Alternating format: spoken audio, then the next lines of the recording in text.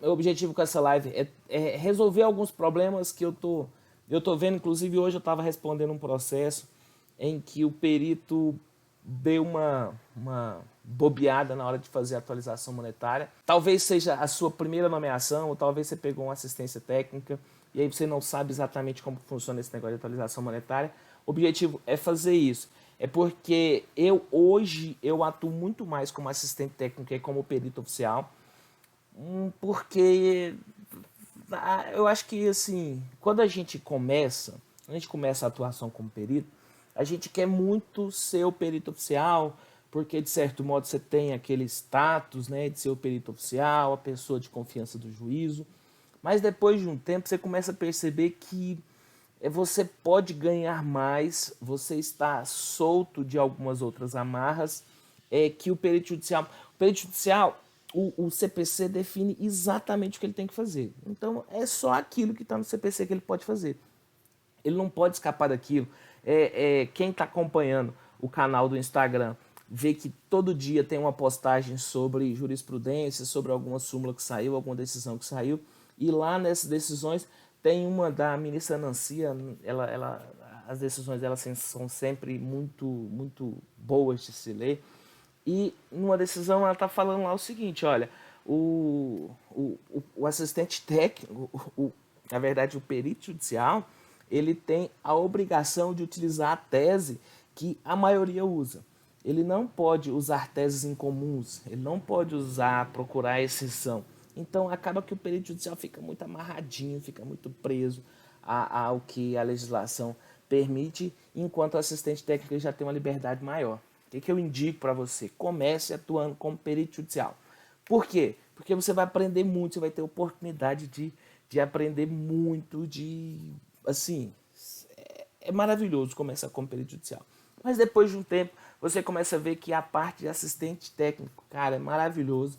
Você, como diz, tem meu amigo Robson que está aí, ele sempre fala o seguinte: olha, o assistente técnico recebe na hora, o perito fica esperando o juiz liberar o alvará dele. Então tem essas questões que a gente tem que estar atento. Às vezes você vai acumulando essa quantidade de dinheiro lá no TJ, né? Então você sempre está saindo alguma coisa para você, mas como assistente técnico é a própria parte que te paga, então fica muito mais fácil você receber disso. Vou começar com meus avisos iniciais. Primeira coisa, quero te pedir para se inscrever no canal. O canal do Ibicapa aqui no YouTube. É só digitar no YouTube Edilson Aguiar. Eu estou falando isso mesmo que você já está assistindo essa live no YouTube. É importante eu falar porque às vezes você pegou o link que eu disponibilizei nos grupos e você entrou direto pelo link. Mas aí tem o botão, tem a opção de você se inscrever e também de você ativar as notificações. Por que é importante você se inscrever e ativar as notificações? Primeiro, se inscrever porque você vai acompanhar o material do canal, e as notificações você vai ser notificado toda vez que tiver um material novo. E por que isso é importante? Porque você ajuda o canal, você incentiva, mostrando que o material que eu estou aqui criando e oferecendo para você gratuitamente é importante, é material de valor.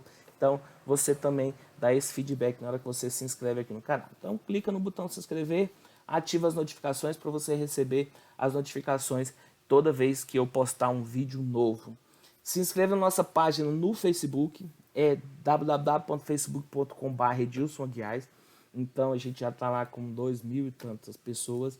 Se inscreve lá também na página do Facebook. Por quê?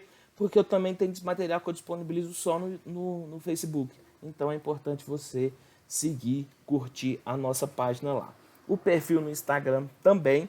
Então o perfil no Instagram é @EdilsonAguiar ou instagram.com/EdilsonAguiar. Segue lá o perfil que sempre tem material novo. Também estou colocando bastante material novo lá também. E na descrição do vídeo dessa live, tem o link para você participar do nosso grupo no Telegram. É um grupo onde eu disponibilizo material, onde eu disponibilizo alguns áudios, alguns pensamentos sobre a área de perícia. Eu sempre disponibilizo lá e é interessante você participar para você receber os materiais em primeira mão. Se inscreva no site. O site é ibicapa com 2 P's.com.br. Você entrou no site, vai ter um local para você fazer a inscrição. e aí você vai receber a nossa newsletter. Então, todo mundo que está inscrito lá na nossa newsletter recebe as notícias semanalmente, além de receber as notificações sobre os eventos que vão acontecer, sobre os vídeos que vão acontecer, sobre as novidades que vão acontecer. Beleza? Vamos começar? Valor do dinheiro do tempo. O que você tem que estar atento quando eu falar sobre o valor do dinheiro no tempo? O dinheiro tem valores diferentes ao longo do tempo. Por que eu estou falando que o dinheiro tem valores diferentes ao longo do tempo? Porque essa é a primeira coisa na hora que a gente estiver falando de correção monetária, atualização monetária. O base da atualização monetária é você pegar um valor que estava lá atrás e trazer ele para hoje. Ou um valor que está hoje e levar ele lá para trás, quanto que eu devia naquela época, né? Que aí no caso é deságio, né? Eu estou tirando a atualização monetária. O básico é isso. E você vai ver que a base da matemática financeira é exatamente essa história que o dinheiro tem valores diferentes ao longo do tempo. Ora, se o dinheiro tem valores diferentes ao longo do tempo, eu jamais eu posso somar valores que estejam em datas diferentes. Então, o que aconteceu? O Leandro saiu, pegou o carro, bateu no carro do vizinho, e o carro do vizinho estava estacionado lá na porta da casa, ele bateu na porta do carro do vizinho e falou o seguinte: não vou pagar não sou brabo demais, não vou pagar esse negócio também não. E aí o que acontece? O vizinho foi lá, mandou arrumar a porta do carro e ficou em R$1.000. Isso aconteceu lá no ano de 2004. Lá no ano de 2004. O vizinho foi lá, gastou R$1.000 para arrumar a porta desse carro e simplesmente ajuizou uma ação para cobrar isso do Leandro. Por quê? Porque ele não vai ficar com esse prejuízo. Já que foi o Leandro que fez isso, o Leandro tem que pagar. Aí lá em 2004 era R$1.000. Aí o Leandro ele entrou com processo, o Leandro foi lá e respondeu, ganhou um prazo, puxa daqui, puxa dali, chegou agora em 2020. 2020, o Leandro realmente fala: não, realmente eu estava errado, vou pagar, quanto que eu tenho que pagar? Aí, tá lá no processo, o valor que o seu vizinho pagou foi quanto? R$1.000. Ora, se o seu vizinho pagou R$1.000, quer dizer que o Leandro vai pagar R$1.000 hoje? Não. Por quê? Porque eu preciso fazer a atualização monetária desse valor. No mínimo, a atualização monetária. A atualização monetária não está aumentando o valor da coisa. Ela só está recompondo o poder de compra. Então, se eu tenho um valor lá na época, aí entra aí os honorários do advogado. O advogado cobrou 10%. Então, na época, o advogado ia ganhar, se era R$1.000, o advogado ia receber R$100, esse seria o valor dos honorários. Não. Por quê? Porque eu tenho que atualizar monetariamente esse valor, desde lá do ano 2004 até agora. Então, nós vamos fazer alguns exemplos práticos aqui, vou mostrar para você como que faz isso no Word, no Excel também, mas basicamente você tem que lembrar que o dinheiro tem diferentes valores ao longo do tempo. R$1 hoje não é igual a R$1 a nenhuma outra data. Para ele ser igual a R$1 em outra data, eu teria que assumir aquela hipótese absurda de não existir inflação, de não existir risco, de não existir custo de oportunidade, de não existir vontade de ganhos. Então, impossível o dinheiro ter dois valores, manter o mesmo valor ao longo do tempo. Então, o que eu tenho que fazer isso? Eu tenho que fazer a equivalência de capitais. Você vai ver em vários livros os autores falando dessa equivalência de capitais. O que é essa equivalência de capitais? Nada mais é do que transformar um capital, vou colocar assim, um valor presente em valor futuro. Ora, a equivalência de capitais vai fazer exatamente isso. Ela vai pegar um valor hoje e vai levar para o futuro. Ou vai pegar um valor lá no passado e trazer para hoje. Basicamente, é isso que a equivalência de capitais vai fazer. Ora, por quê? Vamos supor um exemplo aqui o mais simples possível. Um valor de R$1.000 que foi emprestado à taxa de juros de 8% ao ano pelo prazo de um ano. Quanto que vale esses R$1.000 depois de um ano? Ora, Edilson, se o prazo é de um ano e a taxa de juros de 8% ao ano, ao final de um ano, o valor desse capital é 1.080. Então eu estou dizendo que 1.080 é igual a R$1.000? Sim, depois de um ano com a taxa de juros de 8% ao ano, R$1.000 é igual a 1.080. Agora, eu posso pegar esses R$1.000 e somar com os 1.080? Não, eles estão em datas diferentes. Eu não posso comparar esses dois valores, porque eles estão em data diferente. Então você tem que lembrar que a única regra, vou colocar até em negrito aqui, a única regra em matemática financeira é que não se pode somar valores em datas diferentes. É preciso colocá-los na mesma data. Colocá-los na mesma data.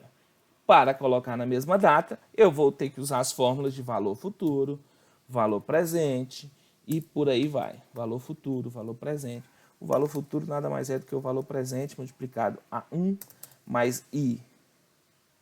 1 mais i elevado, né, a n, ou, se for isso aqui em juros compostos, vou colocar aqui em juros compostos, compostos, e aí você vai entender que a grande maioria dos contratos feitos, na verdade, feitos com o banco, sempre a regra de juros compostos, ou o valor futuro vai ser igual o valor presente, que multiplica 1 mais a taxa vezes o prazo. São duas formas de você representar essa fórmula dos juros. Você vai equacionar esses dois capitais usando uma dessas duas fórmulas aqui. Ou valor presente, você colocar em equivalência, né? Valor presente, valor futuro é igual o valor presente 1 mais i elevado a n, ou o valor futuro é igual o valor presente vezes 1 mais i vezes n, que aqui é em juros simples. Aqui não tem segredo nenhum para você. Acho que até aqui é de boa. E para eu achar o valor presente nada mais é do que o valor futuro dividido por 1 mais i elevado a n, se for em juros compostos, ou o valor presente é igual o valor futuro dividido por 1 mais i vezes n, se for em juros simples. Tranquilo até agora? Facinho, né? Não tem nem dificuldades em entender esse negócio aqui. Superada essa primeira fase, a gente tem que entender uma outra coisa, uma outra diferenciação que eu acho muito importante, que é a diferenciação entre juros e taxa de juros. Juros é a remuneração do fator de produção capital. Então eu tenho diversos fatores de produção na economia que foram organizados de diferentes formas. Eu tenho lá terra, trabalho, capital, tecnologia e capacidade empresarial. Todo mundo teve aula de introdução à economia, viu essa discussão, né, sobre o que é capital, o que é juro e tal. E o juro nada mais é do que a remuneração do fator de produção capital. Então, eu tenho um determinado capital, por eu ter esse determinado capital e por alguém estar utilizando esse meu capital, eu vou receber um valor que é os juros. Já a taxa de juros é a relação, tá aqui, é a relação entre o valor dos juros e o valor do capital. Basicamente, taxa de juros, aqui representada pela letra I, e aí vocês veem na maioria dos lugares é isso, é o juros dividido pelo capital. Basicamente é isso. Taxa de juros é igual juros dividido por capital. Ora, se a taxa... Eu tenho que fazer essa diferenciação básica, por quê? Porque os juros é o resultado da taxa de juros aplicada sobre o valor do capital. São conceitos básicos que eu vejo o pessoal errando. Aí eu falo assim, gente, como que a pessoa teve coragem de errar um negócio desse? A gente tem que errar, e eu concordo que a gente tem que errar coisa difícil, sabe? Coisa difícil, coisa de inovação. Agora, o básico a gente não pode errar. Então, juros nada mais é do que a remuneração do fator de produção. Fator de produção capital. Então, esse é o juros, capital. E taxa de juros é a relação entre o valor dos juros e o valor do capital. Edilson, beleza. Agora eu entendi o que é juros, o que é taxa de juros. A pergunta é como se forma, como eu defino a taxa de juros. Na verdade, vou fazer melhor. Vou colocar assim, ó, como se forma a taxa de juros. Se forma a taxa de juros. Gente, a taxa de juros, ela sempre vai estar em função. Então, a taxa de juros é igual uma função, imagine que isso aqui seja uma função, que você está vendo aí na tela, é uma função da primeira coisa, da inflação. Inflação. Então, a taxa de juros ela tem uma relação direta com a inflação.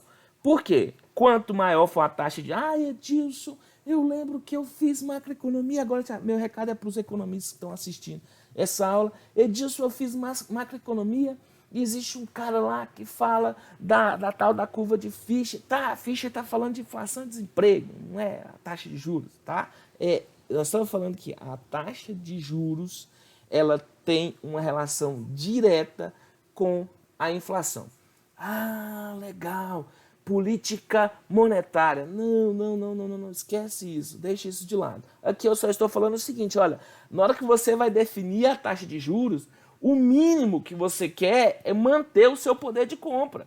Se você quer manter o seu poder de compra, você precisa fazer com que a taxa de juros sua seja maior do que a inflação. Ora, se eu tenho R$1.000 agora, com R$1.000 eu consigo comprar uma quantidade de coisas. Se eu acredito que a inflação daqui a um ano vai ser de 10%, então a minha taxa de juros tem que ser no mínimo de 10%. Por quê? Porque se a minha ideia se concretizar, ou seja, se a inflação for realmente de 10%, quando eu chegar no final do ano que eu for receber esses juros, eu vou conseguir comprar, eu vou precisar de 10% a mais para eu conseguir comprar a mesma quantidade de coisas que eu compro hoje. Então, quando eu falo que a taxa de juros ela está em função da inflação e há uma relação direta entre taxa de juros e inflação, é só isso, para que você possa manter o seu poder de compra na hora que você abre mão do seu dinheiro e passa para outra pessoa para você receber juros. Para você manter o seu poder de compra, a sua taxa de juros tem que ser, no mínimo,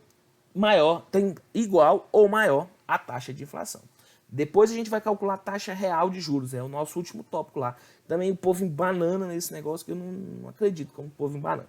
Mas é o mínimo que a taxa tem que ser suficiente para cobrir a inflação. Segunda coisa que a taxa de juros tem que ser suficiente, a taxa de juros que você vai cobrar, ela tem que ser suficiente para cobrar o risco. Que risco? O risco de inadimplência. Existem 3 tipos de risco. Não vou entrar com isso, isso é coisa de mercado financeiro. Aqui você só tem que saber o seguinte, olha, o risco da operação. Existe um risco de inadimplência. Ou seja, se eu estou emprestando esse dinheiro para alguém, existe a chance dessa pessoa não me pagar. E se essa pessoa não me pagar, de onde que eu vou tirar o dinheiro para cobrir o valor dessa operação? Então o segredo é isso. A taxa de juros ela também está em função do risco, não só em função da inflação. Aí você começa a entender uma briga que a gente tem aí, quando eu estou atuando como perito judicial, eu bato muito nessa tecla, que é o seguinte, o cara que foi lá pegar dinheiro emprestado na Crefisa. Vocês devem ter visto, eu faço um caso da Crefisa com a taxa de juros de 22%. Mas assim, tem 22% ao mês. Mas tem outras instituições aí que também cobram absurdo de caro. Então, a Crefisa, instituição financeira, o que ela faz? Ela empresta dinheiro para negativado. Se ela empresta dinheiro para o cara que já está negativado, a chance desse cara não pagar é altíssima. Então, da quantidade de pessoas que pegam dinheiro emprestado com a Crefisa, o número de pessoas que não pagam é altíssimo. Por quê? Porque um dos modos que a gente tem para obrigar o devedor a pagar é inscrevendo o cara no SPC Serasa, no Sistema de Proteção ao Crédito. Esse cara já está inscrito no Sistema de Proteção de Crédito. Ou seja, esse cara já se provou que é um mau pagador. Ora, se esse cara já provou que é um mau pagador, a chance dele não pagar a Crefisa é alta. Então, o risco da Crefisa, o risco de inadimplência da Crefisa é alto. Consequentemente, ela tem que cobrar uma taxa de juros maior. É claro que quando eu estou atuando como assistente técnico, na maioria das vezes eu estou defendendo o mutuário, né? O cliente, quem pegou o dinheiro emprestado da Crefisa. Então, eu vou construir os argumentos para mostrar que aquela taxa de juros está acima do que deveria ser. A gente vai bater lá na taxa média do Banco Central, vai bater não na proibição de acumulação com outras taxas, mas eu sei que na formação da taxa de juros está o risco de inadimplência. E o cara que pega emprestado com a Crefisa, ela tem que ter um prêmio de risco maior. Por quê? Porque a chance desse cara não pagar é muito maior do que os demais. Então ela tem que ter esse prêmio de risco. É natural que isso aconteça. Então, primeira coisa, para definir a taxa de juros, é a inflação. Então, quanto maior a inflação, maior vai ser a taxa de juros. A segunda coisa é o risco de inadimplência, o risco da operação financeira, né? Risco da inadimplência. Não vamos falar risco de liquidez nem risco de mercado. Eu estou falando só o risco de inadimplência aqui, esses outros detalhes você aprende depois. Além disso, eu tenho um negócio chamado custo de oportunidade. Ele diz o que é esse custo de oportunidade que esse economista fala toda vez, toda hora aparece um economista falando nesse tal de custo de oportunidade. O custo de oportunidade é o custo da oportunidade perdida. É o que você está deixando de ganhar por estar emprestando dinheiro para essa determinada pessoa. Então, você tinha uma quantidade de dinheiro, essa quantidade de dinheiro estava lá na sua mão, você podia fazer o que você quisesse com esse dinheiro, inclusive emprestar em alguma outra operação. Aí você tem a opção de emprestar para o seu primo, ou você tem a opção de colocar esse dinheiro lá na Caixa Econômica. Aí eu vou perguntar para você, qual que você acha das duas operações que é mais arriscada? Ou seja, qual tem mais chance de não te pagar, a Caixa Econômica ou o seu primo? A resposta é óbvia, o seu primo, a chance dele não pagar é maior. Consequentemente, o risco de emprestar o dinheiro para o seu primo é maior. Consequentemente, a taxa de juros dele vai ser maior. E se você colocasse lá na poupança esse dinheiro? Você teria um risco baixinho, você teria um rendimento baixinho. Então quer dizer que na hora que você decide pegar esse dinheiro e emprestar para o seu primo, a taxa que ele vai pagar tem que ser maior do que a Caixa Econômica iria pagar, exatamente porque você está abrindo mão de ganhar a taxa que a Caixa Econômica iria te pagar. Esse é o seu custo de oportunidade. É a oportunidade de ganhar os juros da poupança que você está perdendo porque você está emprestando o dinheiro para o seu primo. Então, na hora de você definir a taxa de juros, você tem que pensar na inflação, no risco e no custo de oportunidade. No ganho que você terá, no ganho que você está abrindo mão para fazer essa determinada operação financeira. O outro indicador que a gente tem na hora de formar a taxa de juros é o ganho. Ora, quanto que eu vou ganhar nessa brincadeira? Por quê? Porque se for só para cobrir a inflação, para cobrir o risco e o custo de oportunidade, para que eu vou emprestar esse dinheiro para os caras? Na hora de eu emprestar o dinheiro para uma pessoa, eu tenho que ter algum ganho. E esse ganho vai depender, aí esse fator é mais pessoal. Eu vou definir o meu nível de ganho para cada tipo de operação. Então tem lá inflação, risco, custo de oportunidade e o meu ganho. Isso é o que os livros trazem. Então se você pegar o livro do Assaf Neto, vai estar isso. Se você pegar o livro do professor José Dutra, vai estar isso na formação da taxa de juros. Se você pegar o próprio Matias, você vai encontrar isso lá no livro dele. Mas eu tenho uma coisa que eu acho que é importante você pensar aqui, que são os seus gastos. E aí aqui os gastos, a relação é inversa, tá? Por isso que eu vou colocar um menos aqui na frente. Os gastos, por quê? Você vai fazer uma operação financeira. No mínimo, você tem que fazer um contrato. E esse contrato, no mínimo, você tem que procurar um advogado para te ajudar na hora de fazer esse contrato. Você vai fazer, eu achei um modelo aqui na internet. Cuidado com esse negócio. Então, você vai ter um gasto com isso. Você vai ter que ir ali no cartório para reconhecer firma. Edilson, reconhecer firma não vale de nada, porque se tiver duas testemunhas, mesma coisa. Pois é, mas você vai ter que arrumar essas duas testemunhas. Então, eu considero que os gastos que você vai ter para fazer essa determinada operação também é um dos itens que vai definir a taxa de juros. Vamos pensar, você está pensando no empréstimo, mas vamos pensar naqueles empréstimos que têm como garantia um imóvel. E aí, você tem que fazer o contrato, você tem que registrar esse contrato ou averbar esse contrato à margem da escritura. E aí, como que faz? Ou você vai fazer um empréstimo cuja garantia seja a empresa da pessoa. Você tem que fazer um contrato e averbar esse contrato, escrever à margem do registro lá na JUSEG, né? Na JUSEG, eu acho que na JUSEG não, na Junta Comercial, né? JUSEG aqui no estado de Goiás. Na Junta Comercial. E aí, como que você, qual que é o gasto que você vai ter para fazer essa determinada operação? Então, você tem que estar atento a isso. A formação da taxa de juros, então, ela vai depender de 5 fatores, sendo 4 já consolidados na literatura e o quinto que esse coitado que vos fala adicionou. Inflação, risco, custo de oportunidade e ganho esperado. Todos esses caras aqui são os caras que vão determinar qual que é o valor da taxa de juros. Edilson, por que eu tenho que saber isso daqui? Porque diferentes tipos de clientes, diferentes taxas de inflação, diferentes custos de oportunidades vão gerar diferentes taxas de inflação. Então, às vezes, aí que alguns peritos não conseguem entender que o juízo decide de um jeito para um e de outro jeito para outro. Ele fala, não está sendo isonômico. É o seguinte, tem algumas operações que são mais arriscadas que a outra. Tem umas pessoas que têm um custo de oportunidade maior que o outro. Então, o juiz, na hora de tomar a decisão dele, ele vai ter que ponderar todos esses aspectos. E você, como perito, como auxiliar do juiz, você também tem que estar atento a esses aspectos também. Então, falamos sobre o valor do dinheiro no tempo, Falamos sobre taxa de juros e vamos falar sobre juros moratórios. Edilson, o que é juros moratórios? Ora, juros moratórios é aquele juro do atraso. É o juro do atraso. Então eu vou colocar aqui, ó, é o juro, vai ficar fácil para você, tá? É o juro do atraso. Esse juro do atraso deixou de pagar na data convencionada, vai pagar juros demora. Qual que é a taxa dos juros de mora? Convencionou-se em 1% ao mês. De onde que se tirou essa taxa de juros de 1% ao mês? Vou colocar assim, asterisco, 1% ao mês. De onde que tirou isso daí? Você vai encontrar essa informação no artigo 161, parágrafo 1º, cadê o primeiro? Do CTN, que fala que as dívidas com a União deverão ser corrigidos a taxa de juros moratórios de 1% ao mês.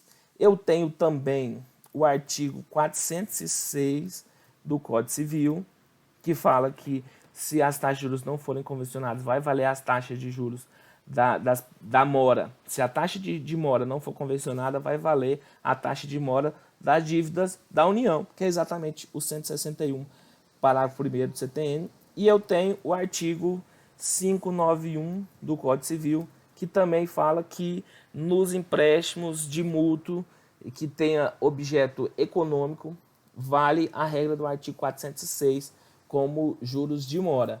E também aí tem um enunciado 34 da primeira jornada de direito civil, que ele fala que esses juros do artigo 591 também podem ser juros remuneratórios. É importante você entender isso aqui, ó. Juros moratórios é o juro do atraso, deixou de pagar na data convencionada, vai pagar juros de mora. Ou gerou prejuízo para alguém, então na hora que você gerou, vou voltar por exemplo lá do Leandro. O Leandro bateu no carro do vizinho. A partir de quando que começa a contar os juros? A partir do evento danoso, entendeu? Então, os juros são devidos a partir do evento danoso. Isso é regra do Código Civil também. Então, a partir do momento que ele foi lá e bateu no carro do vizinho dele, ele tem que pagar juros a partir desse momento. E a atualização monetária? A atualização monetária, ela pode acontecer desde o momento que o cliente pagou ou desde o momento que foi constituído em mora. E essa constituição em mora, o Leandro descobrir que estava devendo para o vizinho dele aquele determinado valor, normalmente vai ser fixado na data da citação. Você toma cuidado com a data da citação do Leandro, né, no caso do nosso exemplo aqui, no processo. Então, data da citação é o que vai mandar.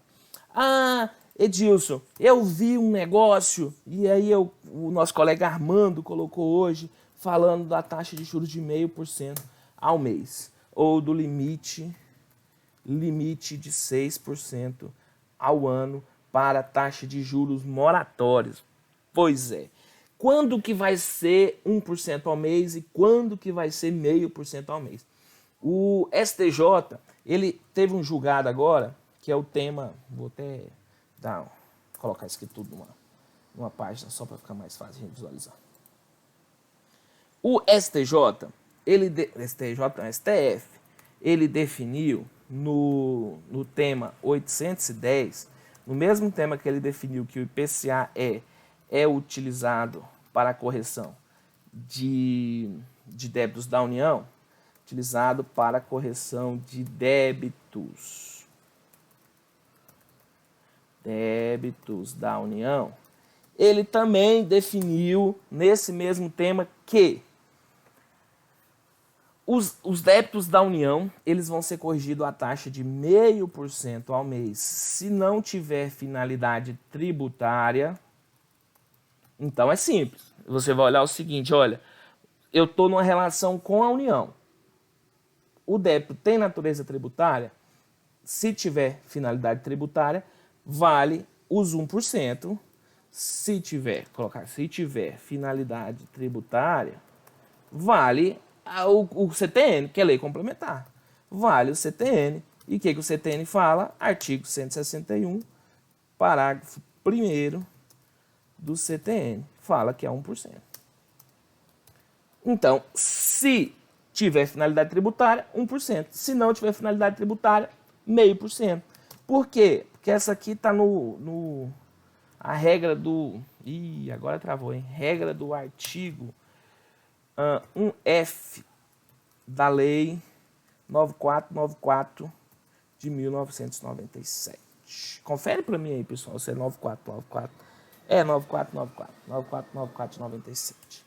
Então, o artigo 1º F da Lei 9494 de 97, ele fala o seguinte, olha, as dívidas da União vão ser corrigidas a taxa de 0,5% ao mês. As dívidas da União vão ser corrigidas a taxa de 0,5% ao mês. O STF veio, nesse tema 810, falou o seguinte, uai, o artigo 5º da Constituição, o artigo 5º da Constituição define o princípio da isonomia, ou seja, as pessoas vão ser tratadas de modo igualitário. Ora, se eu tenho esse princípio da isonomia valendo na Constituição, como que a União, na hora que ela vai pagar juros de mora, ela paga 0,5%, e na hora que alguém vai pagar juros de mora para ela, paga 1%? Então, o que o STF falou? Olha, não. Se for finalidade tributária, vale o artigo 161, parágrafo 1º do CTN. Por quê? Porque a União está te cobrando 1%, você também vai cobrar 1% dela. Então, se tiver finalidade tributária nos juros de mora. Se não tiver finalidade tributária, aí vale sim a regra do artigo 1º F da Lei 9494 de 97. Tá tranquilo até agora? Ainda tá simples, né? Eu vou aproveitar, eu vou deixar esse, depois da aula, vou disponibilizar esse material lá no nosso grupo do Telegram. Então, se você ainda não participa do grupo do Telegram, na descrição do vídeo tem o canal do Telegram para você se inscrever também. Vou disponibilizar esse material lá. Juros remuneratórios. Edilson, o que é juros remuneratórios? Ora, o nome conta. É o juro, vou colocar assim, ó. É o juro que remunera quem está emprestando o dinheiro. Termos bem básicos. Então, o objetivo dos juros remuneratórios é remunerar. Esses juros remuneratórios é exatamente esse conceito aqui, ó. Conceito básico, juros é a remuneração do fator de produção capital. Então, aqui, na hora que eu estiver falando em juros remuneratórios, é exatamente esse cara, o juro que remunera o capital. Juros remuneratórios é o juro de quem está emprestando dinheiro. E qual que é o limite? Aí já entra a questão. Qual é o limite? Eu vou bater nessa tecla 1 milhão de vezes. Aí eu vou colocar aqui para você assim, ó, não tem limite. Mas como assim? Não tem limite. No Brasil não tem limite para a taxa de juros. Qual que é o limite? Aí o limite é a taxa média de mercado divulgada pelo Bacen. O que manda nos juros remuneratórios é a taxa média de mercado divulgado pelo Banco Central. E como que faz para descobrir como essa taxa aí? Só pesquisar. Pesquisa, vou colocar aqui, ó.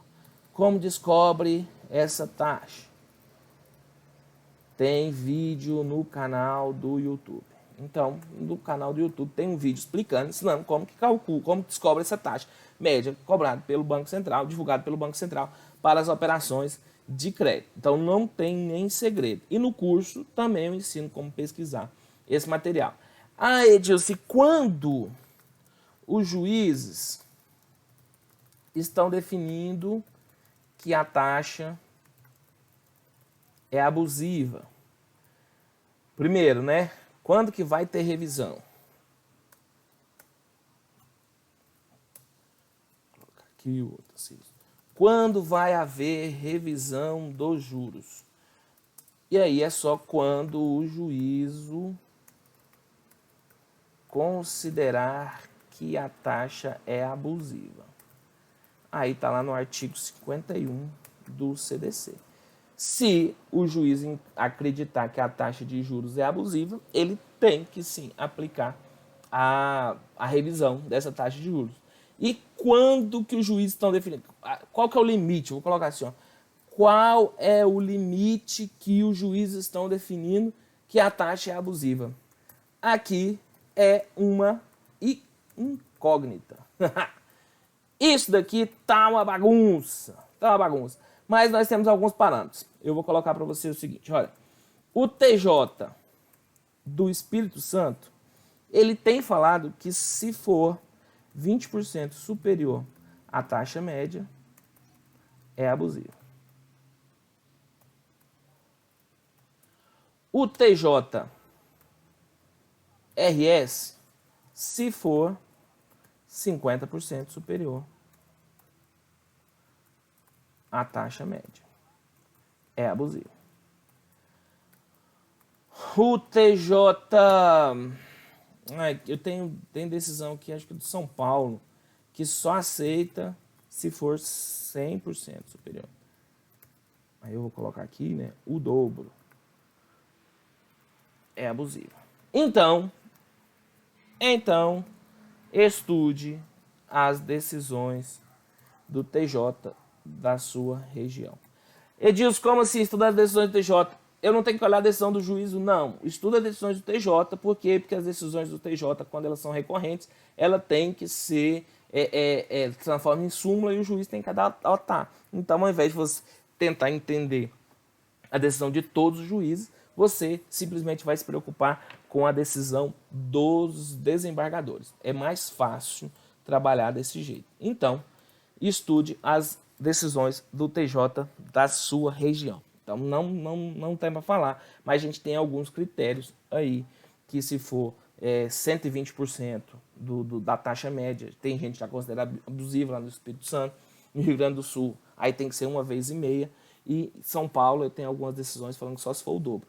E é importante você saber que não, essa história de não tem limite, é porque no RESP, inclusive eu vou disponibilizar o RESP também no canal do Telegram. No RESP, que a ministra vem discutindo essa questão, se pode ou não a capitalização, inclusive que dele saiu a súmula no STJ, nesse RESP fica bem claro que a taxa média de juros não é um limite,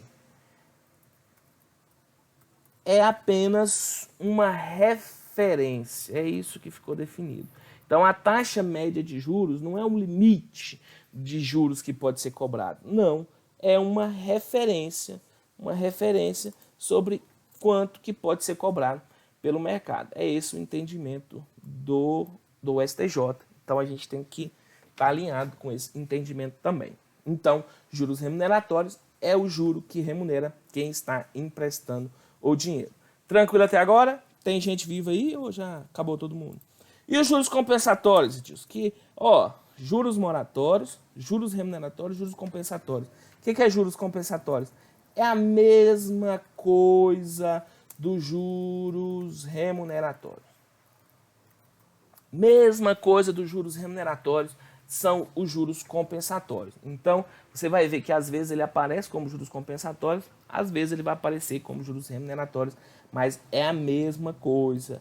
Então, as mesmas regras que valem para o anterior. Olha, o juro moratório tem nada a ver com o juro remuneratório. O juro moratório é para quem atrasou, deixou de pagar na taxa convencionada, juros moratório. Juro remuneratório é o que vai remunerar, é o quanto que eu estava esperando receber.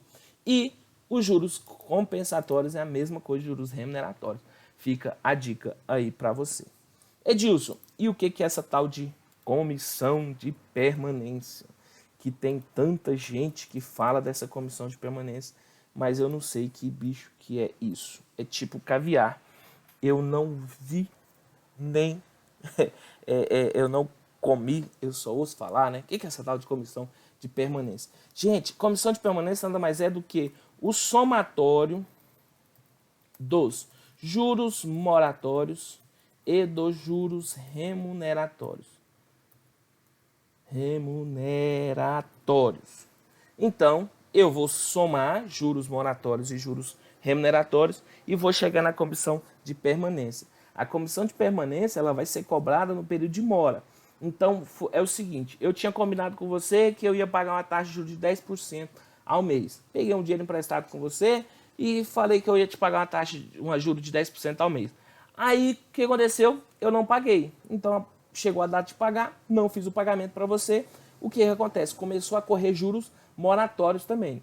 Então, o somatório dos juros moratórios com os juros remuneratórios vai ser a comissão de permanência. E se tiver alguma outra multa, também multa moratória, eles têm que lembrar que a multa moratória tem que estar prevista, senão não pode cobrar. Isso, o somatório do moratório com o remuneratório vai ser exatamente a tal da comissão de permanência.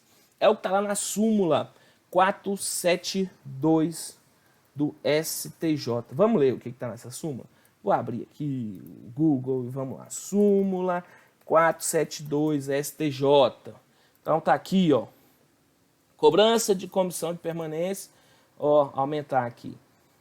A cobrança de comissão de permanência, cujo valor não pode ultrapassar a soma dos encargos remuneratórios e moratórios previstos no contrato, exclui a exigibilidade dos juros remuneratórios, moratórios da multa contratual. Exatamente porque a comissão de permanência é o somatório dos juros remuneratórios, moratórios e da multa contratual. Está lá no artigo, está lá na súmula 472 do STJ também. Então, se você tinha alguma dúvida sobre o que é a comissão de permanência e como calcular a comissão de permanência, é isso. Súmula 472 é o somatório dos juros moratórios, remuneratórios da multa contratual. Edilson, se no meu contrato não vem comissão de permanência.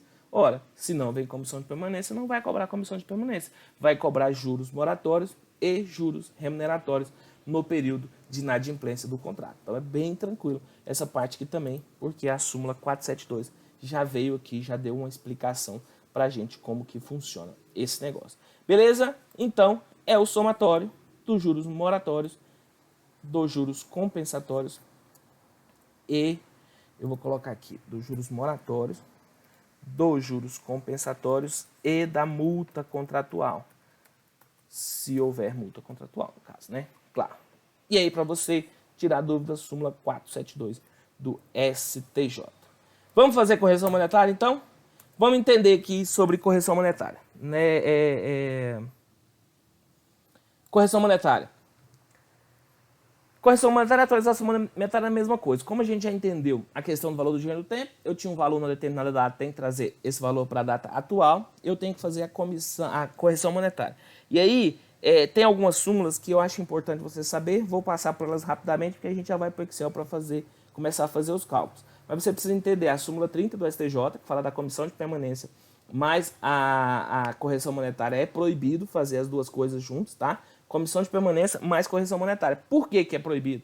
Olha, básico. Por quê? Porque a comissão de permanência não é somatório dos juros moratórios, dos remuneratórios e da multa contratual? Sim, se é o somatório dos moratórios, dos remuneratórios e da multa contratual, dentro dos remuneratórios já havia a atualização monetária. Lembra lá em cima, quando a gente colocou aqui? Vamos lá.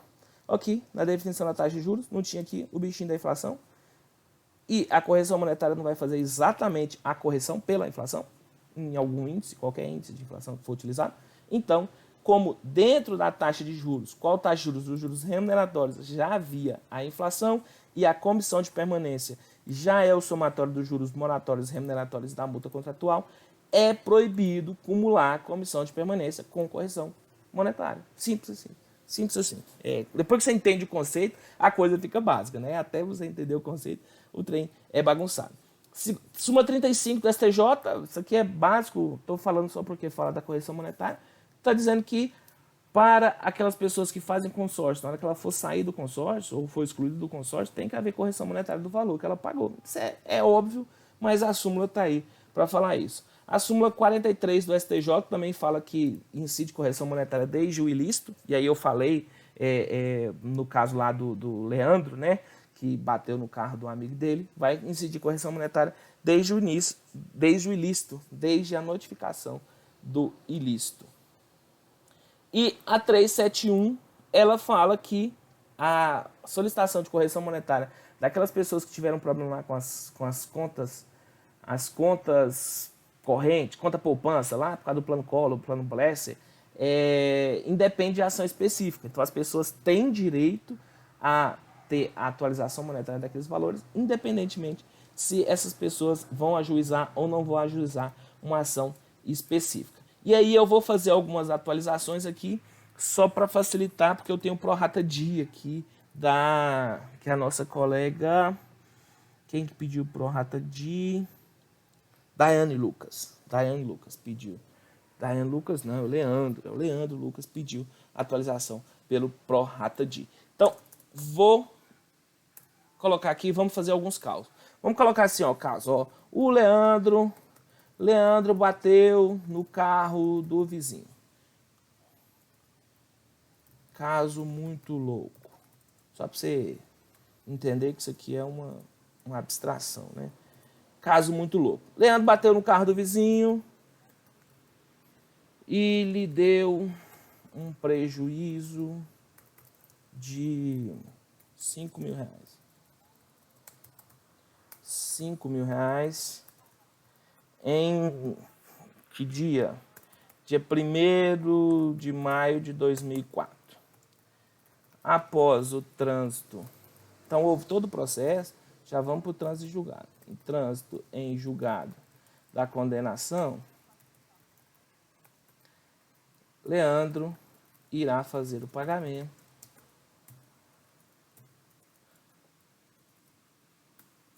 do valor gasto pelo seu vizinho, mais juros de 1% ao mês. Só para falar que tem. Por que, Edilson? Por que não é meio por cento, Edilson? Por que você colocou 1%? Por que eu coloquei 1%? Quem tá assistindo aí? Por que eu coloquei 1%? Por que eu coloquei 1%? Aí. Vamos fazer esse povo acordar aí.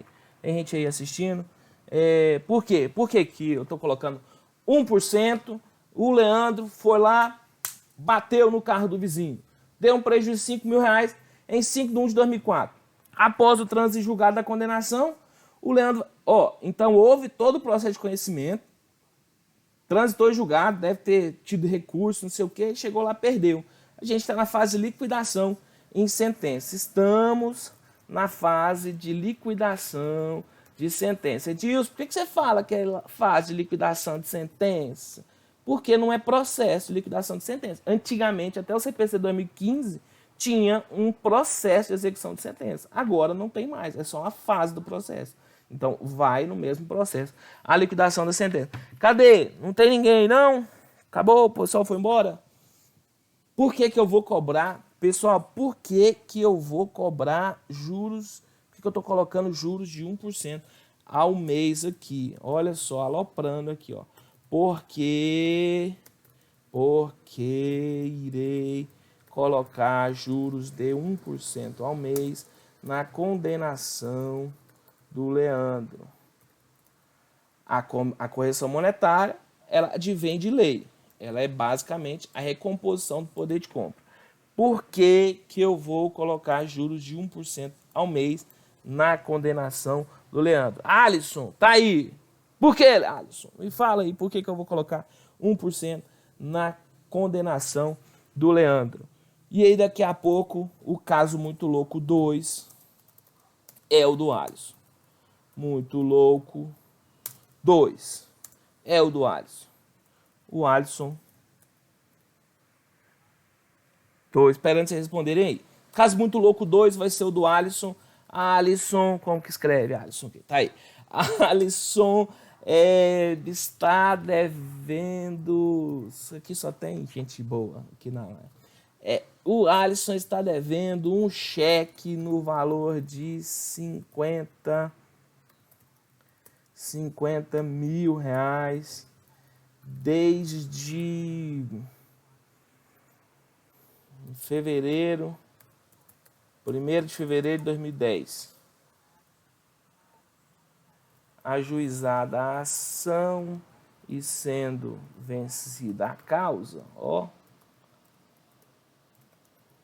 restou condenado a pagar o valor atualizado e com juros de 1% ao mês. E aí? Olha só.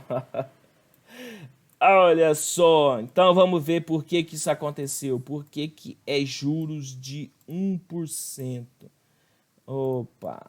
Deixa eu tirar aqui o negrito. Por que a gente coloca os juros de 1%? Ora, Edilson, eu já sei. É óbvio. É juros de mora. É o juro do atraso. Juros moratórios. É o juro do atraso. Deixou de pagar na data convencionada, vai pagar juros de mora. Quanto? 1% ao mês. Porque artigo 406 do Código Civil, que vai bater lá no artigo 161, parágrafo 1º do CTN, que fala que é juros de 1%. Então vamos lá, ó. Condenação do Leandro, R$5.000. Então, primeira coisa que eu tenho que fazer, vou abrir o Excel aqui e nós vamos fazer juntos no Excel. Então, tá aqui, abri um documento novo. Então, valor da indenização, R$5.000. Indenização, R$5.000. E eu vou corrigir, correção monetária pelo INPC e IBGE. Diz por que INPC e IBGE? Porque a gente está fazendo um laudo extrajudicial. E extrajudicialmente a gente pode adotar a tese que for melhor para o nosso cliente. Então, o INPC e IBGE. Opa, deixa eu achar aqui uma pasta para eu colocar esse negócio. Pronto, caso 007. Pronto. Então, tá aqui o valor da indenização. Como que a gente faz? Entra lá no site, digita-se no Google INPC e IBGE. Você vai, do INPC e IBGE, você vai entrar no site do IBGE. Uai, cadê o site do IBGE aqui? INPC e IBGE de novo. Digitou no Google isso. IBGE tá aqui o primeiro, ó. Índice Nacional de Preço ao Consumidor, o site do IBGE. Então, entrou aqui no site do IBGE, séries históricas, tabelas completas de séries históricas. Cadê? Séries históricas, tabelas completas de séries históricas. Baixou o documento aqui, abriu ele, abriu o documento do Excel e o que a gente vai fazer? Olha, eu lembro que o Leandro bateu no carro em 1/5 de 2004. Então, eu vou pegar essa informação do mês de maio de 2004, trabalhando sempre com esse número índice aqui na base 100. Por quê? Porque a gente vai trabalhar com esses depois. Daqui a pouco eu explico para você como trabalhar com esses outros indicadores aqui. Então, maio de 2004, o índice era 2.378,91. Então, vou colocar aqui, ó, índice de maio de 2004. E agora vamos pegar o índice de... Eu vou ter até dezembro, né? Deve ter dezembro de 2019. Vou procurar aqui o indicador de dezembro de 2019. E eu vou copiar ele aqui. Com esses dois índices, o que eu vou fazer? O fator de atualização. O fator de atualização é só eu dividir o último, né? O de dezembro de 2019, pelo anterior. Eu achei esse indicador aqui, ó, 2.290898. Esse cara é o fator de atualização. E eu vou apenas valor atualizado. Deve estar cortando aí, né? Valor atualizado nada mais é do que o valor dos R$5.000 vezes o fator de atualização. Então, o valor dos R$5.000 que o Leandro estava devendo para o seu vizinho lá em 2004, agora chegou ao valor de 11.454,49. Esse é o valor atualizado. O valor era R$5.000, atualizado, só atualizado pelo INPC do IBGE. INPC IBGE. Ele só atualizado virou 11.454. E os juros? Agora os juros. Os juros de mora. Aí eu preciso definir o prazo. Aí, olha, definir o prazo, vou colocar as datas aqui. A data era primeiro, vou colocar aqui em cima, primeiro de maio de 2004. E a outra data era igual primeiro de janeiro de 2020. Por que 1º de janeiro? Porque a gente não tem o indicador de janeiro ainda, então a gente só pode fazer até o dia 1º de janeiro, porque esse fator aqui, esse indicador que a gente pegou para o mês de dezembro, ele considerou a inflação do mês de dezembro. Então, qualquer valor que for atualizado por ele vai estar atualizado até o último dia de dezembro, ou seja, ele está atualizado para a data de 1º de janeiro de 2020. Então, se eu tenho essas duas datas aqui, eu vou usar uma fórmula chamada data diff. Pego a data final, ponto e vírgula, data inicial, e eu coloco M de meses para eu saber, opa, deu errado. Pego a data inicial e pego depois a data final. Então, entre essas duas datas, houve 188 meses. Repetindo a questão do data diff. Fórmula igual data diff, abre parênteses, pega a data inicial, ponto e vírgula, pega a data final, ponto e vírgula, e coloca M de meses entre aspas. Se você colocar D, vai sair dias.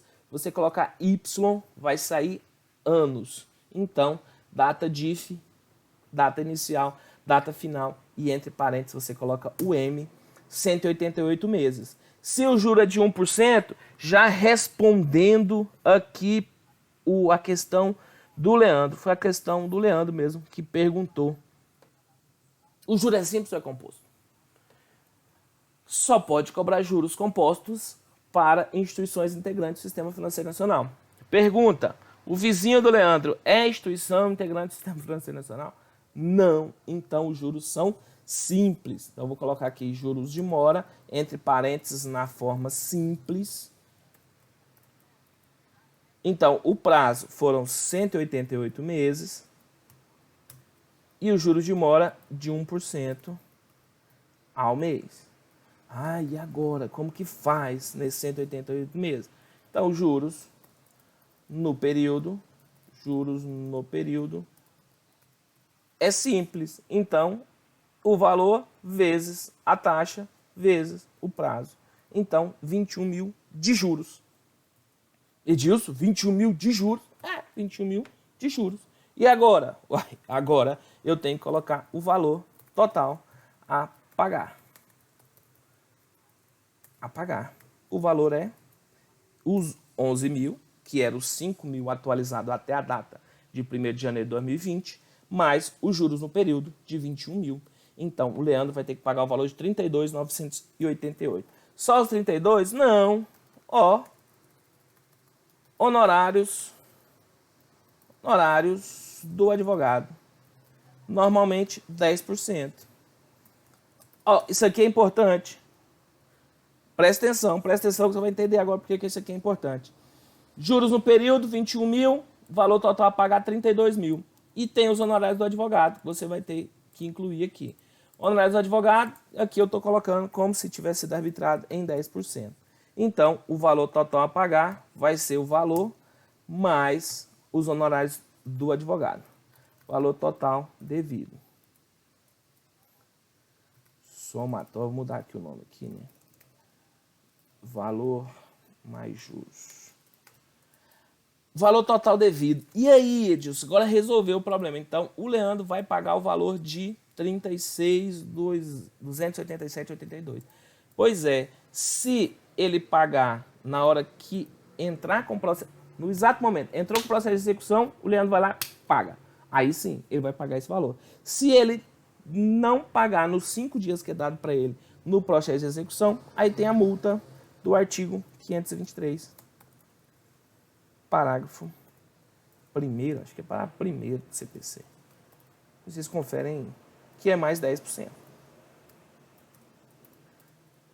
E aí, o valor total a pagar seria esse valor aqui, 39. Edilson, mas por que isso? Porque o CPC define que se você pagar o valor o valor total que você está devendo no momento da cobrança. Então, no processo de execução, na fase de execução, então, teve o processo de conhecimento, onde o juiz deu uma sentença falando que você tinha o direito de receber aquele valor. Beleza. Aí a parte vai entrar com a fase de liquidação, né? Se a sentença não for líquida, tem que liquidar. O que é liquidar? Calcular o quanto estava devendo, que é isso que a gente está fazendo aqui. Calcular o tanto que estava devendo. Aí, calculou, tem a outra fase do processo, que é a fase de cumprimento de sentença. Nessa fase de cumprimento de sentença, é só solicitar para o juiz para cobrar da parte, a parte tem até 3 dias para fazer o pagamento. Se a parte não fazer o pagamento, não fizer o pagamento nos 3 dias, já incide a multa dos 523, parágrafo 1º do CPC, que é mais 10%. Então, no caso do Leandro, cuidado, tá, Leandro, na hora que você for sair de casa, o seu valor da indenização, que era R$5.000, foi o prejuízo que você deu para o seu vizinho lá em 2004, 1 de maio de 2004, se você fosse pagar ele hoje, considerando só honorário de 10% do advogado e multa de 10% dos 523, de 10%, você iria desembolsar hoje o valor de R$ 39.916,61. Tranquilo até agora? Fácil, né? Fácil demais. Vamos voltar lá para o nosso roteiro aqui para ver. Ah, tem o caso do Alisson. O Alisson está devendo um cheque no valor de R$50 mil desde 1 de 2 de 2010. Ajuizada a ação, sendo vencido na causa, restou condenado a pagar o valor atualizado e com juros de 1% ao mês. A história é a mesma. R$50 mil que o Alisson estava devendo, né? Vou colocar aqui o Leandro e vou arrastar para o Alisson, para vocês verem que é a mesma coisa. Alisson. Para vocês verem que é a mesma coisinha aqui. Valor da indenização, só que aqui não é valor da indenização, né? Valor do cheque, R$50 mil. Coloca aqui, ó. Valor do cheque. O cheque, R$20 mil. Correção monetária, pelo INPC e IBGE, vou usar o mesmo INPC e IBGE, que a lógica é a mesma. Só que ele está devendo desde 1 de 2 de 2010. Então, desde fevereiro de 2010. Então, já vou colocar aqui 1 de 2 de 2010. Vocês viram que eu só copiei a planilha, né? Para ficar mais fácil. Índice de fevereiro de 2010. Vou abrir aqui o indicador, procurar lá, ó. Fevereiro de 2010 era isso, 31,46,63. E o atual é esse mesmo. Juros de 1%, prazo 119 meses, porque a fórmula já estava pronta. Juros no período 41 mil, então devia 20 mil. E só de juros vai pagar 41 mil. 10% de honorários do advogado. Total devido 83, multa se ele não pagar no prazo da execução. R$91 mil é o que ele iria pagar. Se houvesse um pagamento de um valor, Alisson, se houvesse um pagamento de um valor, no caso do Leandro aqui, quando que ele pagou esse valor? Ah, vamos supor que, eu vou colocar aqui, criar uma nova planilha, Leandro pagou R$2 mil. Pagou 2 mil. Então, tá aqui, Leandro pagou 2 mil. Quanto que o Leandro pagou 2 mil reais? Então, o Leandro pagou... Vou inserir umas linhas aqui.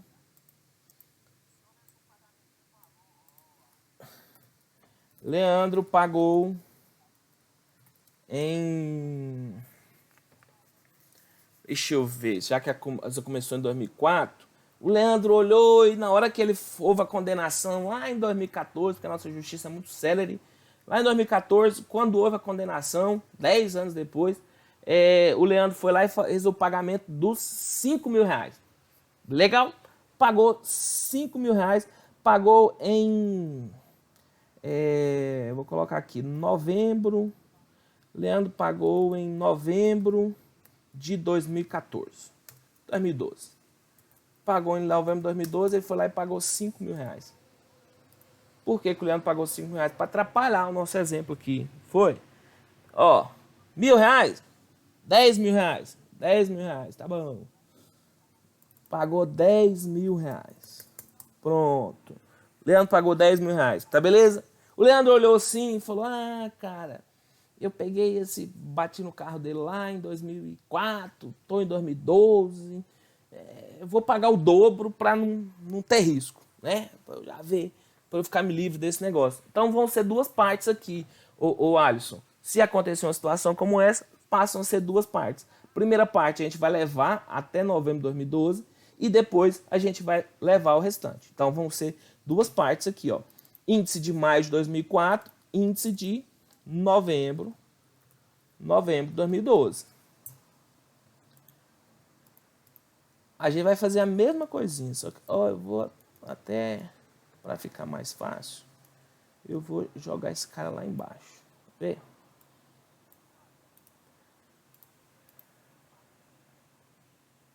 Até novembro de 2012. Então, 1/11 de 2012. Então, vou pegar lá o indicador de novembro de 2012. Cadê aqui? 2010, 2011, 2012. Novembro de 2012 era esse indicador. Aí, se ele pagou em novembro, aqui tem um segredinho. Se ele pagou em novembro de 2012, eu não uso o indicador de novembro de 2012. Eu vou usar o indicador do mês anterior, o do mês de outubro. Por quê? Porque no indicador de novembro, nesse caso, vai fazer muita diferença, porque a inflação do período estava pequenininha. Mas se eu usar o indicador do mês, ele se eu usar o indicador, ele pagou em novembro, eu estou usando o indicador de novembro, é como se eu estivesse atualizando esse valor para 1º de dezembro. Só que ele pagou em novembro, então ele vai pagar uma inflação de um valor que, na verdade, ele já tinha pago. Então, por isso que eu sempre vou usar do mês anterior, tá? Então, você vai ter que olhar se o cara pagou no mês de novembro, eu vou usar o indicador do mês de dezembro. Igual ele estaria pagando agora em janeiro e eu estou usando. Se ele pagou em novembro, eu vou usar o de outubro. Igual ele estaria pagando agora em janeiro e eu estaria usando o indicador de dezembro, tá bom? É a mesma coisa. Então, outubro, olá, indicador de... Opa! O de maio tá certo, é o de outubro, índice de outubro de 2012. Por quê? Porque ele pagou em novembro. Então, esse seria o índice. O valor dos R$ 5.000 já teria virado 7.990. Então, de 1/5 de 2004 até 1/11 de 2012. Passaram 102 meses.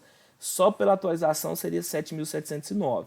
Os juros de mora de 1%, o valor seria R$ 15.000, 15.572,89. Os honorários do advogado 10%, o valor devido 17.000. Então, ele pagou em novembro de 2012 o valor de R$ 10.000. Se ele pagou em novembro de 2012 o valor de R$ 10.000, ele ainda estava devendo valor devido restante, né? Vou colocar aqui para você saber. Ele ainda está devendo, igual os 17 menos os 10. Ele ainda estava devendo 7.000. E aí, o restante? O restante vai continuar cobrando juros e atualização monetária. Vou fazer a mesma coisinha aqui. Índice de maio. Só vou copiar ele aqui. Índice de... Aqui já é o de outubro de 2012. Para eu incorporar o valor do mês de novembro, né? E o índice de dezembro de 2019. Dezembro de 2019. Vou correr aqui, pegar o índice de dezembro de 2019. Colei aqui, fator de atualização deu esse. O valor atualizado é o valor do D19. O valor de 7.000 hoje já virou 10.000. Os juros, vou pegar aqui essa mesma fórmula.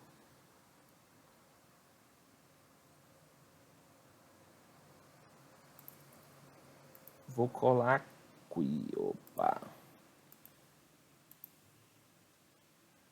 Vou fazer de novo aqui a fórmula, né? Então, é de 1/11 de 2012 até 1/1 de 2020. Igual data diff, abre parênteses, igual data diff, abre parênteses, data inicial, ponto e vírgula, data final, ponto e vírgula, M, entre aspas, fecha parênteses, 86 meses. Então, o prazo aqui, ó, 86 meses, o valor já estava em 9.110 de juros, 19, 21 mil que ele ainda teria que pagar. Olha só, nesse caso, ele pagou 39.916,61 e aqui ainda restaria 21 mil para ele pagar depois de ele ter pago os 10 mil reais. Aí você fala assim, Edilson, mas ele pagou os 10 mil reais lá, se eu somar os 10 mil mais os 21, dá 31. E você estava falando que ele tinha que pagar 39. Pois é, mas é porque ele pagou os 10 mil. Como ele pagou os 10 mil, ele não está trabalhando com... Esse valor já não está mais cobrando juros, nem correção monetária sobre esse valor. Então eu não posso somar o valor que aconteceu lá em novembro de 2012, que foi o começo da nossa aula, eu não posso somar o valor que aconteceu lá em novembro de 2012 com o valor que começou agora, com o valor que chegou aqui agora. Por quê? Porque se eu cobrar juros e correção monetária sobre esses 10 mil, ele vai chegar um valor bem maior aqui, a mesma coisa que seria esse valor aqui dos 39 mil reais, ou dos 36 mil reais aqui em cima, entendeu? Então, ó, no caso do Leandro aqui, 5 mil reais, ele fez um pagamento lá no mês de novembro, então eu pego o índice de maio de 2004, o índice de outubro de 2012 e o fator de atualização. Calculei o fator de atualização, o valor atualizado dá esse... Os juros no período dá de 7 mil, ele deveria pagar o valor de 15 mil, mas ele pagou só o valor de 10 mil. 15 mil mais honorários, né? Então, o valor devido de 17 mil. Pagou 10 mil reais em novembro de 2012, o valor devido restante vai ser cobrado juros e atualização monetária da mesma forma, chegou no valor de 21 mil reais. Edilson, e se ele não pagar no começo da execução? Multa do artigo 523, CPC. CPC, que é de 10%, vezes 10%. Então, o valor total seria 23.842. Beleza? Beleza? Se esse depósito for em juízo, tem... Tá, mas esse juro de correção é feito pelo agente financeiro. Aí a gente não faz esse cálculo, tá? Alisson. Priscila, contadora. Por que em maio eu usei maio e não abril? Porque foi a data do sinistro, a data do ilícito, né? A data do... Como que eu vou dizer? Foi a data do dano, né? Que ele gerou o dano na outra pessoa. Então, a inflação daquele mês não vai ser considerada. Só porque ela foi a data do dano, entendeu? É só esse segredo. Então, a inflação do mês de maio, maio de 2004, foi a data do dano. Então, ele não vai ser considerado. Agora, no caso que ele fez o pagamento em novembro, se eu usar o dado de novembro, você concorda comigo que a inflação de novembro está corrigindo o mês inteiro de novembro? Se ele fez o pagamento lá no começo do mês de novembro, ele não pode pagar a inflação do mês de novembro. Então, ele tem que usar do mês anterior. Já no mês de maio, como foi o mês do ilícito, ele vai contar assim. Aí isso já abre espaço para eu contar um negócio para vocês, que é sobre a calculadora cidadão do Banco Central. Tem muita gente que usa a calculadora cidadão do Banco Central e não lê a metodologia da calculadora do Banco Central. E na metodologia dela está escrito o seguinte, que ela está considerando inclusive aquele mês. Então ela vai fazer os cálculos desse jeito que a gente está fazendo aqui, ó, inclusive o mês de maio contando com ele. Agora, se você pegar lá, por exemplo, o DR Calc ou o cálculo exato, tem a opção de você tirar a atualização monetária daquele mês. Você tem que conseguir fazer essa diferenciação, porque às vezes você coloca lá na calculadora cidadão, você não coloca a data, você coloca o mês e o ano. E aí você tem que saber que ele está colocando a inflação daquele dia lá. E aí é assim, ó, se você estiver atuando como perito e você erra uma coisa dessa, o assistente técnico vai pegar isso como um prato cheio e vai te pegar e vai criticar todo o seu laudo, vai mostrar que se você errou uma coisa dessa, como que você não poderia errar as outras. Então, toma cuidado com isso. Na hora de você usar essas ferramentas que já estão aí disponíveis, leia a metodologia. Ah, Edilson, eu quero usar o DR Calc, é um site de atualização de valores que serve para a justiça. Beleza, quer usar, usa. Eu não aconselho, mas quer usar, usa. Mas leia a metodologia, sabe o que você está fazendo. Aí ele disse, eu quero usar o cálculo exato. Beleza, mas leia a metodologia. Quero usar calculadora cidadão, mas leia a metodologia. O bom é que o advogado, tem muito advogado que acaba usando essas ferramentas, não sabe, não entende essa diferenciação, erra, e aí é um prato cheio para a gente bater em cima deles. Então, cuidado com essas ferramentas. E outra coisa, também tem alguns softwares aí, como acho que o Peritos ele faz o cálculo trabalhista e o Abacus faz o cálculo financeiro, né? Leia a metodologia do software que você for utilizar. Não estou falando para você utilizar nenhum software, eu só uso o Excel e acho que está bom demais, está passado de bom, mas se você for usar algum desses softwares, leia a metodologia. Vamos lá, blá, blá, resolvi, por que não usei mais, entendeu, Priscila, tranquilo? Se o depósito for em juros, Alisson, de novo, se o depósito for em juízo, quem tem que fazer os juros e a correção monetária é o agente financeiro que está com o dinheiro depositado. Aí já não é problema mais seu. Por quê? Porque purgou a mora. A partir do momento que você fez o pagamento, no caso do Leandro aí, ó, o Leandro foi, pegou e depositou esse dinheiro em juízo. Uai, ele não está devendo mais. Era a parte que tinha obrigação de ir lá e solicitar para o juiz o levantamento desse valor. Se o Leandro não está devendo mais, não corre mais juros nem correção monetária contra o Leandro. Corre contra o agente financeiro, que é o depositário desse valor. Entendeu? Mas já não é mais o Leandro responsável por esse dinheiro, porque ele já pagou. Luiz Diego, na multa do 523 não seria acrescido de 10%? Sim, 10%. Tá aqui, ó. Multa do 523, tá esse valor, eu adiciono os 10%. Tem o valor total devido, calculo os 10%, adiciono os 10%. Entendeu? Luiz Diego Martins. Tranquilo, povo? Vamos terminar essa aula. Deixa eu ver o que tem mais aqui. Indicador de inflação. Indicador de inflação. Quais indicadores de inflação que eu tenho? Um monte, cara. O Brasil tem um caminhão de indicador de inflação. Nossa, 1h30 já de live. Tem um monte de indicador de inflação, eu vou entrar em detalhes em outros momentos, mas você tem que saber o seguinte, os mais comuns, o IPCA. IPCA mede variação de preços de cesta de produtos que são consumidos por famílias que ganham entre 1 e 40 salários mínimos. O INPC também é calculado pelo IBGE, ele mede a variação de preços de uma cesta de produtos de famílias que têm rendimento, enquanto o IPCA está trabalhando com renda, o INPC trabalhando com rendimento de 1 e 5 salários mínimos. E nós temos o INCC, que vai trabalhar com o custo da construção civil. Nós temos o IGPM, que é uma cesta do IPA, do IPC e do INCC. Nós temos, os principais são esses, nós temos o IPC. Então, antigamente tinha alguns indicadores que eram mais difíceis de encontrar. Então, se você for fazer atualização monetária de valores muito antigos, como quando a gente é nomeado como perito judicial, normalmente a gente pega esses processos antigos, você vai ter que usar o IPC. Aí vale sim você pesquisar lá no cálculo exato, que aí ele fala o indicador e aí você vai na fonte para buscar o indicador, tá? Não confia no cálculo nesses sites aí não, porque é meio perigoso, tá? É duas coisas que eu tenho que dar de dica aqui para você. Eu falo isso nas aulas presenciais, nas aulas gravadas é mais complicado de falar, mas como a gente está aqui numa live, eu vou contar para você. Cuidado com esses sites, cuidado com aquele site Portal Brasil. Portal Brasil tem algumas informações ali que eles revisaram a metodologia e eu não consegui confiar até hoje na metodologia apresentada para eles. Então, eu tenho o INPC, você vai saber que é até rendimento de até 5 salários mínimos.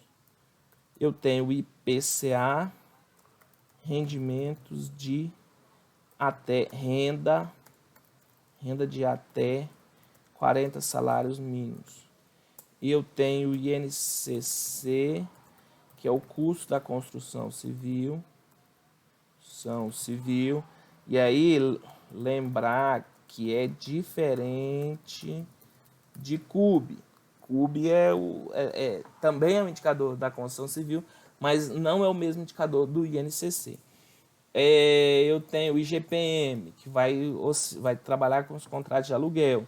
Ele é um indicador derivado, colocar assim, derivado de outros indicadores. Porque o IPCA e o INPC, o pesquisador vai lá na gôndola do supermercado para ver o preço das coisas mesmo, entendeu?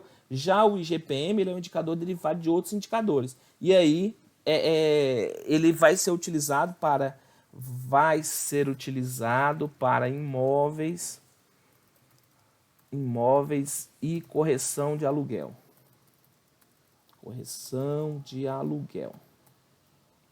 O INPC, a doutora Priscila perguntou aí, quanto que eu uso? INPC ou IPCA? Ô, doutora, o tema 810 do STF, ele define que usa o IPCA por ser um indicador mais próximo da variação de preços. O IPCA por ser um indicador mais próximo da inflação. Para quem não sabe, Opa, tô no lugar errado aqui, né? O tema 810 falou que é o IPCA. Eu uso o IPCA, por ele estar mais próximo da inflação. E aí o IPCA é a inflação oficial do Brasil. A inflação oficial do Brasil. Só que o INPC, ele tende a ser maior do que o IPCA. Consequentemente, a gente tem o costume de, como assistente técnico, você aplicar o INPC, porque ele vai dar um valor maior do que o IPCA. Agora, se você estiver como perito oficial, aí você tem que lembrar do tema 810 do STF, que ele define que o IPCA vai ser utilizado em substituição à TR para as dívidas da União. Mas acaba que, quando se decide uma coisa como essa, o STF decide e acaba virando regra para todo mundo. Então, ao meu ver, as relações de consumo, principalmente para as pessoas comuns, elas são muito mais afetadas, e o INPC reflete muito mais o que acontece com as pessoas que ganham entre 1 e 5 salários mínimos. Só você olhar, no Brasil, você acha que a maior parte das pessoas ganha entre 1 e 5 salários mínimos ou entre 1 e 40 salários mínimos? Ah, Edilson, mas entre 1 e 40 salários mínimos também tem uns caras que ganham entre 1 e 5 salários mínimos. Pois é, mas na hora que aumenta o preço do feijão, que a gente sempre vê aí que o feijão estoura o preço, o cara mais pobre, ele é o que mais consome feijão. Quando aumenta o preço do tomate, tem aquele aumento de preço do tomate, é a família mais pobre que mais consome aquele produto. Então, os preços, eles oscilam muito mais para quem ganha, para esse grupo focal, que ganha entre 1 e 5 salários mínimos, do que para quem ganha entre 1 e 40 salários mínimos. Consequentemente, o índice de preços do IPCA, ele é menor do que o índice de preço do INPC. Então, se eu estou fazendo um cálculo para inicial, eu vou sempre usar o INPC. Se eu já estou como perito de juízo, por causa do tema 810, eu vou usar o IPCA, tá bom? Então, é só por causa disso.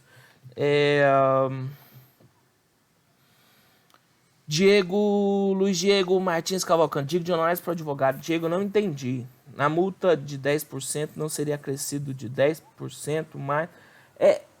Os 10%, ele é calculado sobre depois que eu já calculei tudo, inclusive os honorários do advogado. Então, eu já calculei os honorários do advogado e sobre o valor total, eu coloco os juros, a multa de 10%, entendeu? Então, assim, calcula tudo, o valor devido. Se a pessoa não pagar na data definida do processo de execução, aí eu cobro mais 10% sobre aquele valor do valor total. Então já está o valor do advogado ali, já está os honorários do advogado ali dentro daquele valor que vai ser cobrado, os 10%. A TR foi extinta? Não, a TR não foi extinta não, Alice. Ela só está a zero faz tempo, né? Desde a TR, a história a gente vai ter uma aula só para TR.